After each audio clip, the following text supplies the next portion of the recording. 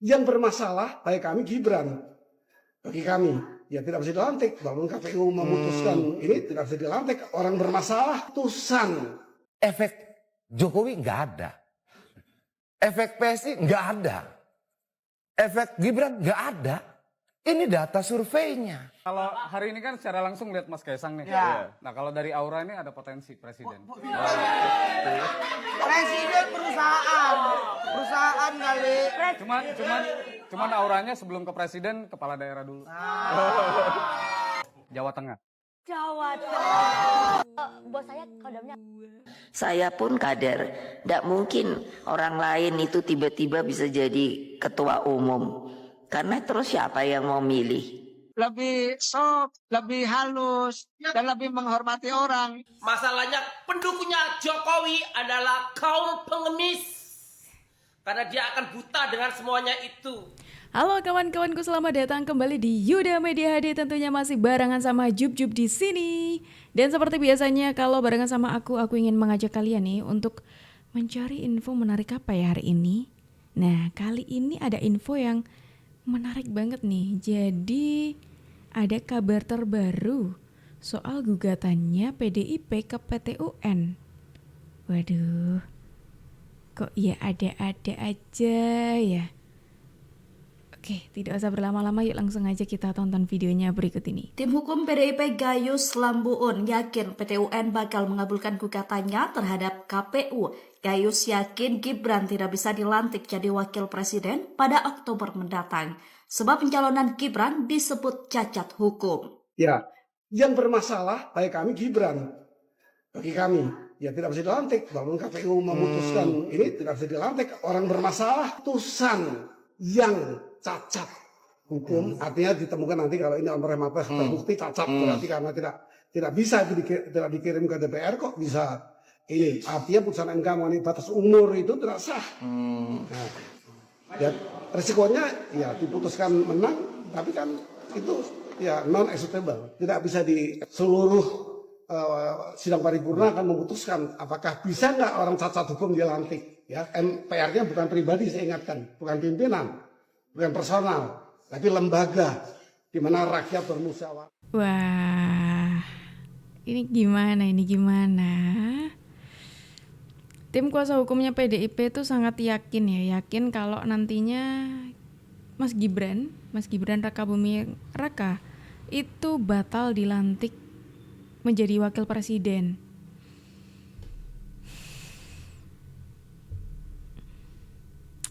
Waktu di MK kemarin sepertinya ya dengan tuduhan yang sama dan kayaknya juga kuasa hukumnya tidak bisa membuktikan gitu ya. Terus sekarang dilanjutkan lagi ke PT UN ya. Ya kalau aku sih sekarang berpikirnya kalau ini nanti ditolak lagi, kira-kira mau kemana lagi ya? Apakah PDIP sesakit itu? Apakah rasanya sememalukan itu tidak bisa mengalahkan yang didukung oleh Pak Jokowi? Ya,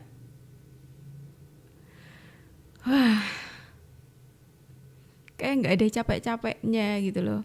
Di MK tidak bisa membuktikan, kok ya lanjut di PT UN.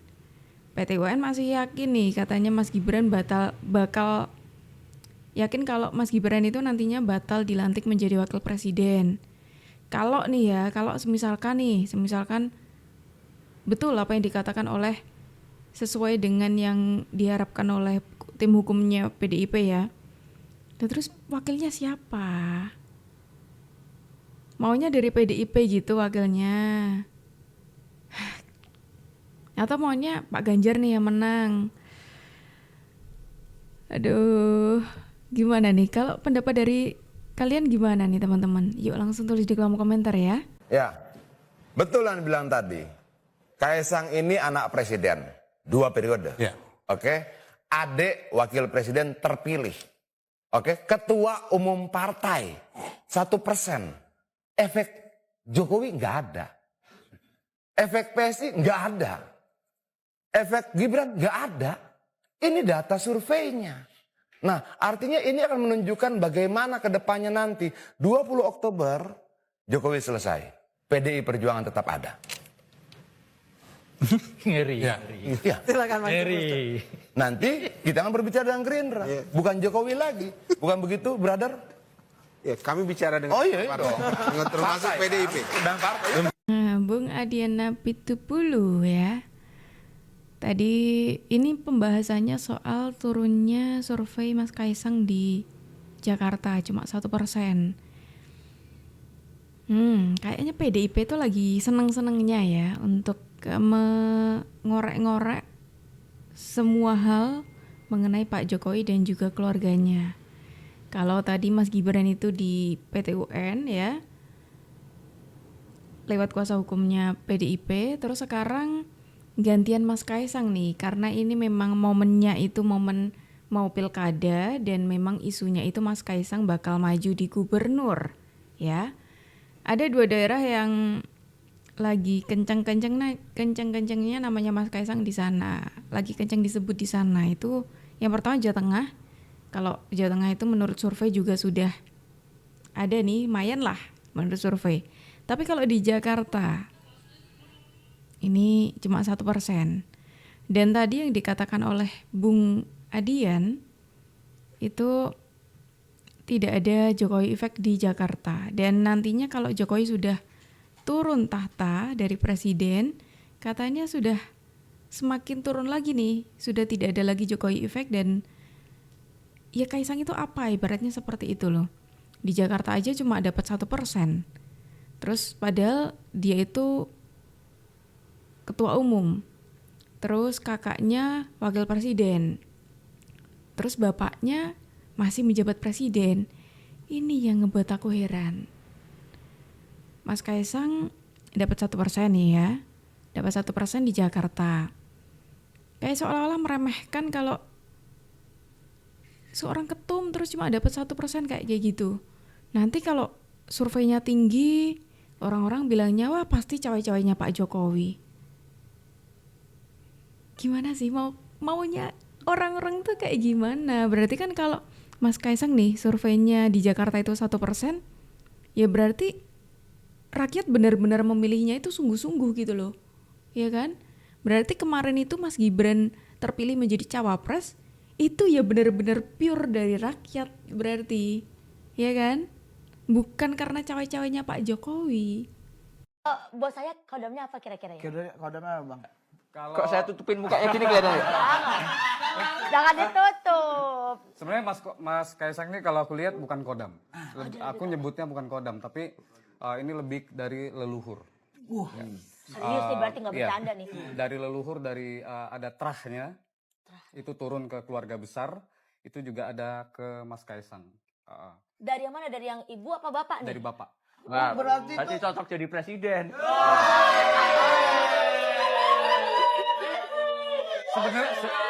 Sebenarnya kalau hari ini kan secara langsung lihat Mas Kaisang nih. Ya. Nah, kalau dari aura ini ada potensi presiden. Presiden perusahaan kali. Cuman auranya sebelum ke presiden kepala daerah dulu. Daerahnya Daerah mana? daerahnya gede atau daerah Jawa sana, Iya. Kalimantan. Coba daerah Seneng mana? banget ya kayak gini ya. Daerah Jakarta, Soalnya kalau Jawa atau Kalimantan. Iya, kalau ramalannya Hargumai jarang meleset. Iya.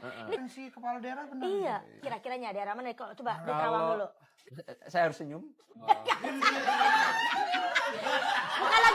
Bukan lagi mau dipotong. Timur, Sulawesi, Kalimantan, Jawa, Sumatera. Aku ngelihat ini ada warna merah besar itu di Pulau Jawa. Jawa, Mas. Ya, Pulau Jawa. Mengerucut lagi. Jawa mana? Jawa Bagian mana? tengah. Ada 2 titik perbatasan laut Sumatera sama Jawa. Ini pertama Ini kalau kita kagetin buyar nggak nih? Jawa Tengah. Jawa Tengah. Bos saya kodamnya. Wah, menarik nih. Jadi ketika Bung Adian itu meremehkan Mas Kaisang ya kan, tiba-tiba ada seorang Hargumai, ini seorang peramal yang banyak sekali disebut di kolom komentar ya, karena ramalannya yang sering sekali tepat sasaran, kayak sampai orang-orang tuh takut setiap kali sosok ini, orang ini ya, beliau ini tuh meramal, karena ya saking banyaknya tadi yang kenyataan gitu loh. Dan mengejutkan ketika beliau tadi bilang dari segi auranya Mas Kaisang itu cocok menjadi presiden. Wah, oke. Bung Adian yang meremehkan, tapi ternyata yang diremehkan itu cocok untuk menjadi presiden. Tapi sebelum menjadi presiden katanya dari auranya cocok lebih dulu jadi kepala daerah, baru nanti jadi presiden. Wah, pas banget ya ini momennya mau pilkada ini. Semakin memperkuat ya. Semakin memperkuat nanti majunya Mas Kaisang di pilkada tahun 2024 ini ya. Apalagi tadi sudah di-spill daerahnya. Apakah nanti benar ya di daerah itu? Karena di daerah itu juga surveinya Mas Kaisang tidak main-main ya. Gimana nih? Kalau kalian gimana? Yuk tulis di kolom komentar ya. Momen Kaisang disindir oleh Megawati. Saya pun petugas partai loh. Ditugasi oleh Kongres Partai untuk menjadi dipilih oleh kalian untuk bertanggung jawab sebagai ketua umum. Saya pun kader. Tidak mungkin orang lain itu tiba-tiba bisa jadi ketua umum. Karena terus siapa yang mau milih kalau tiba-tiba orang luar yang dipilih itu, dan itu melanggar ADART. Seperti biasanya, Ibu Mega kalau muncul pasti dengan statement-statement yang baru. Statement-statement yang ini sindirannya kalau ini jelas banget ya kayaknya. Menyindir orang yang mendadak menjadi ketua umum. Dan kalian juga pastinya tahu siapa yang dimaksud oleh Bu Mega. Ada aja ya sindirannya. Heran aku. Salah satu fungsi partai politik itu kan membangun komunikasi politik untuk menjaga segala kemungkinan yang ada. Jadi saya melihat kalau pertemuan antara Mbak Puan dengan Kaisang is okay, is no problem, tidak ada masalah, itu sesuatu yang positif. Dan dalam konteks itu ya bagus-bagus saja. Saya melihat Mbak Puan merangkul lebih realistis, lebih soft, lebih halus, dan lebih menghormati orang. Saya melihat suatu perubahan positif yang terjadi di Mbak Puan, dan itu bagus. Ketika ibunya itu punya sikap yang A, aku salut banget sama anaknya ya, itu Mbak Puan Maharani. Ketika Ibu Mega itu sering sekali membuat statement yang apa ya disebutnya itu, istilahnya itu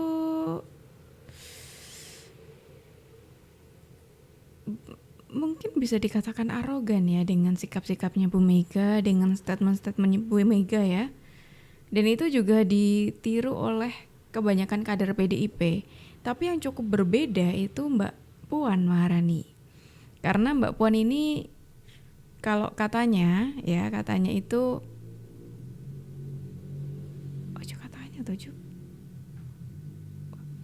karena Mbak Puan itu menurut info yang aku dapat itu lebih condongnya ikuti gaya-gayanya bapaknya Mbak Puan, Pak Taufik Kemas. Jadi berbeda dengan Ibu Mega yang selalu menggebu-gebu, Mbak Puan ini agak kalem. Setiap menanggapi sesuatu hal itu selalu membuat orang-orang itu jadi tenang gitu loh, nggak jadi panas. Kalau yang menanggapi Ibu Mega ataupun Pak Hasto ya, Pak Hasto, itu jadinya panas gitu loh kita itu jatuhnya. Tapi kalau Mbak Puan itu enak tuh, didengerin enak, terus kita juga tidak overthinking ya gitu. Terus kayak contohnya waktu Mas Kaisang surveinya tertinggi itu kan Mbak Puan responnya ya semua nama kita pertimbangkan kayak gitu. Berbeda dengan responnya si Sekjen gitu. Bahkan Mbak Puan ngomong juga gitu loh kalau ya selalu menerima kalau misalkan Mas Kaisang itu ya mau bertemu gitu. Mas Kaisang juga sempat merespon juga kalau misalkan akan mungkin dalam waktu dekat akan bertemu dengan Mbak Puan gitu. Wah, ini yang perlu ditiru ya. Sifat-sifat dan sikap seperti ini loh yang perlu ditiru oleh kader-kader PDIP yang lain. Karena ini sikap seperti ini yang lebih baik lah gitu ya. Lebih baik ke depannya gitu. Kalau menurutku seperti itu. Apakah kalian setuju? Tulis di kolom komentar. Bongkar-bongkar yuk tentang anak-anaknya Jokowi. Lu pikir anak-anaknya Jokowi itu orang-orang yang hebat, EPK-nya tinggi, AQ-nya tinggi. Yang bilang anaknya Jokowi itu orang hebat-hebat itu adalah pendukungnya Jokowi yang kaum kelaparan. Karena pendukungnya di Jokowi buta sama bansos, buta sama beras. Masalahnya pendukungnya Jokowi adalah kaum pengemis. Karena dia akan buta dengan semuanya itu. Kalau anaknya Jokowi itu semuanya itu, kalau anak Jokowi jadi presiden, gak mungkin lah dia mendudukin posisi yang segitu. Lihat aja soal bisnisnya dia. Bangkrut semua. Bangkrut apa untuk hal yang tempat pencucian uang? Hanya berkedok bisnis. Apakah itu?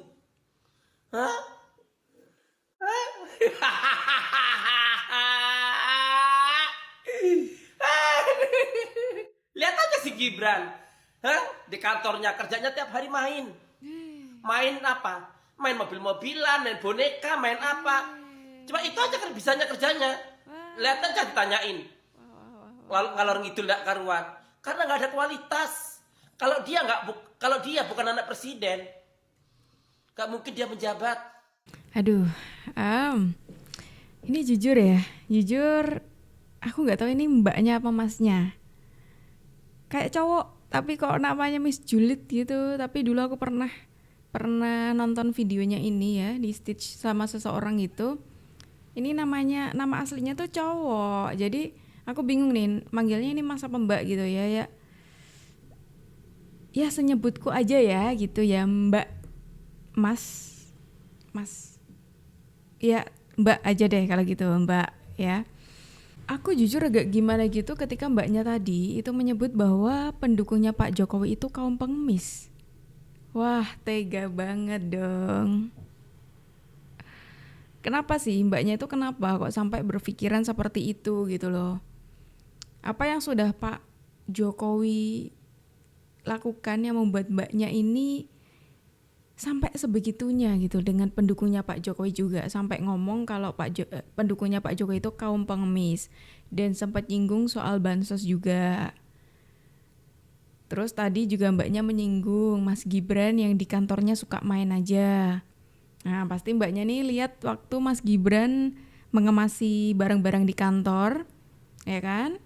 Pas waktu banyak mainannya ya. Kayaknya yang mbaknya lupa itu mbaknya tidak melihat perkembangannya Solo yang terbaru di bawah kepemimpinannya Mas Gibran, karena banyak sekali perubahan, banyak sekali hal bagus ya, dari banyak pembangunan yang itu berguna juga untuk masyarakat, yang dirasakan oleh masyarakat juga di bawah kepemimpinannya Mas Gibran. Padahal ya di luar sana mengoleksi mainan-mainan kecil itu kan banyak ya. Kenapa kok di sini yang dipermasalahkan itu Mas Gibran gitu? Padahal banyak kolektor-kolektor mainan di luar sana ya, yang sebenarnya juga punya kerjaan lain loh di selain mengoleksi itu, dan kerjaannya juga tidak bermain tok gitu loh. Ya ketika di kerjaan ya profesional kerja. Itu cuma buat hiburan aja. Apakah seorang wali kota itu tidak boleh mengoleksi? Apakah seorang wali kota itu tidak boleh bermain? Agak aneh juga ya. Ya kalau nanti suntuk kayak gitu, wah stres, bisa stres nanti ya. Itu kan buat hiburan, apakah salah? Heran aja gitu loh dengan komentar orang-orang yang langsung judge Mas Gibran itu sukanya main, dengan melihat Mas Gibran yang mengemasi barang game-gamenya, koleksinya di kantor. Padahal nggak tahu tuh kesehariannya kayak gimana. Gimana nih kalau menurut pendapat dari teman-teman semuanya? Yuk langsung tulis di kolom komentar ya. Dan teman-temanku, kawan-kawanku, terima kasih sudah menemani aku dari awal sampai akhir ya. Kita akhiri dulu video kita hari ini sampai di sini. Tenang, besok kita pasti ketemu. Jadi jangan lupa di-subscribe supaya kalian tidak ketinggalan info terbaru dari kita. Dan aku Jup pamit undur diri dulu. Sampai jumpa dan terima kasih.